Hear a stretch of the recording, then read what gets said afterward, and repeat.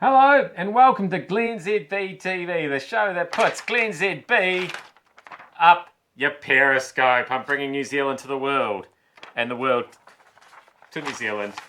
And I spent a lot of time thinking about my bits today because legislation that makes major changes to the country's organ donor systems is set to return to Parliament this week. It would see people who volunteer to donate an organ receive 100% of their normal income for up to 12 weeks while they recover from their operation. And I'm just thinking, that sounds... How hard is it to just have half your liver sliced out and then spend 12 weeks lolling around compared to my 3 a.m. alarm? You know what I'm saying? It sounds appealing. It sounds it's quite traumatic. It is. As traumatic as 3 a.m. alarms, though. And that's something that happens every day, whereas it's only one operation, isn't it? Anyway, hey, what's with Perth? What's with us going to Perth and losing the rugby league? What was the other thing that we went there and lost the other day? Something else. That's right, on the Breakers. Was it the Breakers? Went to Perth and lost? Perth? Yeah, I think I'm against it. I'm sure that it was the fact that it was Perth and not the fact that we were just useless at playing rugby league. I'm sure that's what happened there. Hey, there's no P in Narrawahia. Look, see? Definitely. Now, for those of you watching from overseas, I don't know if you're familiar with this town.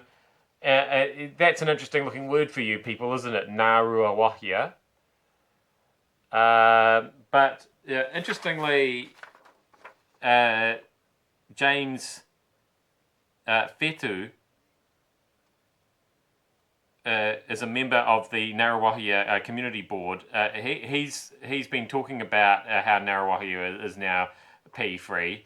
But there's another player here, president of the gang Tribal Huck, Jamie Pink. He gave a public warning last week to any P dealers, saying if they didn't get out of town by this weekend, they could expect a visit from the gang. I'm just wondering, is it hard to be in charge of a gang when your last name is Pink?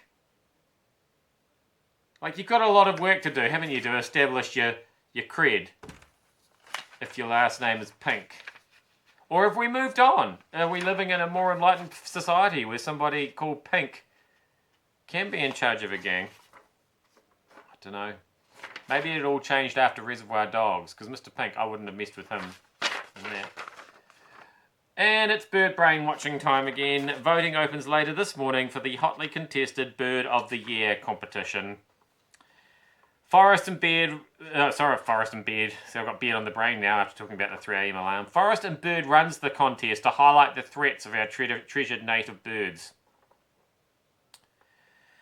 Methods to push their particular bird ahead of one another have included websites, videos, street poetry, and a bit of scandal when two teenagers went to the lengths of using fake email addresses to vote more than 200 times for the kokako once.